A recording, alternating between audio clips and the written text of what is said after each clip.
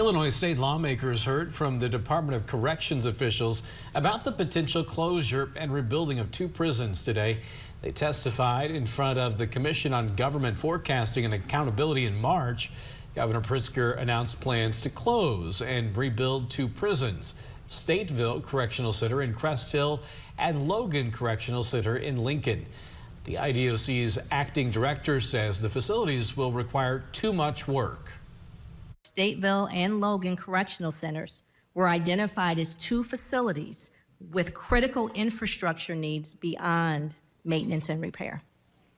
Stateville Correctional Center has over $250 million in deferred maintenance, and Logan Correctional Center has over $116 million in deferred maintenance. The department is looking at building the Logan facility's replacement in Crest Hill. The union representing the IDOC employees opposes the plan, fearing it will lead to layoffs and force other employees to travel further for work.